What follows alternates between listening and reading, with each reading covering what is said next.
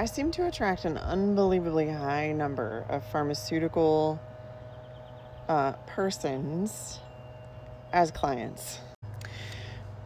Back when I was strictly doing physical therapy, so from 2005 to 2014, I had 9 pharmacists, actual pharmacists, as clients.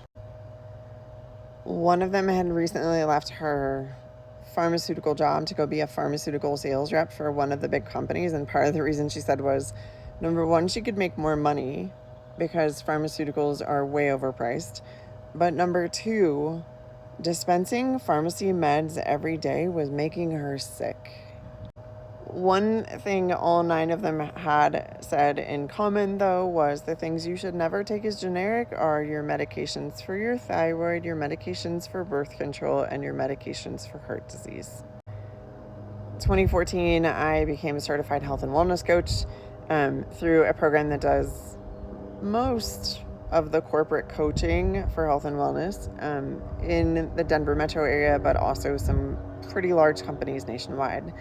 And I started seeing pharmacy clients all of a sudden again. So they were either in pharmaceutical research, pharmaceutical sales, or dispensing pharmacists who had moved from dispensing to editing pharmacy textbooks, and also still dispensing, but like at a hospital level.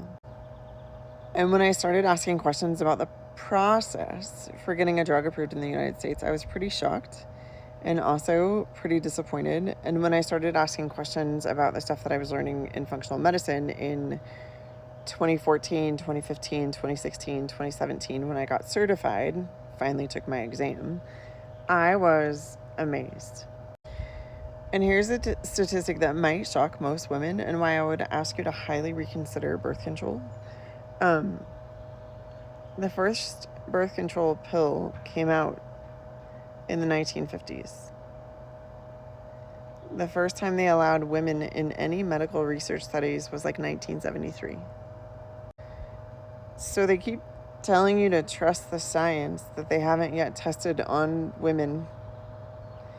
And they keep telling you that your symptoms related to your birth control aren't valid, yet they're still following science from the 1950s where they didn't test on women. And they wonder why we're skeptical. And then recently, I gained another client who was a pharmaceutical sales rep for Merck. And before that, she was a registered dietitian. And she's left her very cushy paying job at Merck because she saw the damage that was happening to people in their lives due to synthetic pharmaceuticals. And I keep seeing these ads and videos for people who are like, let's tank your cholesterol. Let's use this medication to lower it so low you can't produce vitamin D, you can't produce testosterone, you can't produce protective sheaths for your nerves, your brain has no cushioning left, your gut can't digest food appropriately, or use essential fatty acids because you can't digest them. And the other day she was in my office and she said, do you know what's pissing me off absolutely royally? And I said, no, what? And she said, my father-in-law.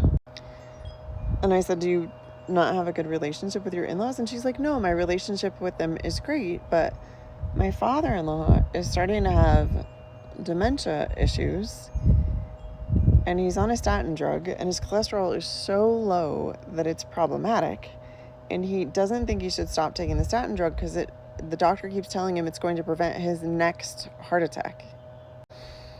And I said, wait, what do you mean? What do you mean next heart attack? And she's like, he's been on a statin drug for 30 years, and a year and a half ago he had a heart attack, and the doctor swore to him that he wouldn't have another one if he kept on his statin drug. And I said, wait, the same doctor that told him that the cholesterol medication was going to prevent the statin drug, prevent the heart attack in the first place? And she said, oh yeah. Do you know that in 2006 and in 2005, the American Heart Association journals published research articles that said that homocysteine was more predicative of a heart attack than LDL cholesterol. The first really big study that looked at this was in Science Direct in 2001, and it said the correlation between total homocysteine, low density lipoprotein, and total cholesterol in the incidence of heart disease. And it said homocysteine is the strongest and most independent risk factor for cardiovascular disease. Homocysteine is a sensitive marker of cobalamin and folate deficiencies. In a study published in the American Heart Association Journal in 1998, serum homocysteine and risk of coronary heart disease. Conclusion: a high homocysteine level is common and is strongly associated with the prevalence of coronary heart disease and cerebrovascular disease. That would be a stroke. In 2000, the Journal of the American Medical Association, JAMA, published an article, Blood Levels of Homocysteine and Increased Risk of Heart Attack and Cerebrovascular Accidents. Y'all, statin drugs don't control homocysteine. And the American Heart Association's journal published an article that said if you have a methylfolate deficiency, you have an increased risk of a heart attack and a stroke. Do you know that 72% of the people who were hospitalized with COVID in the United States were on a statin drug? 3/4 of the people who were hospitalized with SARS-CoV-2 were already on a statin drug when they entered the hospital. In 2023, the U.S. statin market was $4.53 billion, and the world market for statin use was $19 billion. Statin drug sales are more than 1/4 of all sales for the world in the U.S. And yet they've all admitted that it's not LDL cholesterol you need to be worried about, it's homocysteine. So why are they so reluctant to run a homocysteine test with every annual blood work that they do?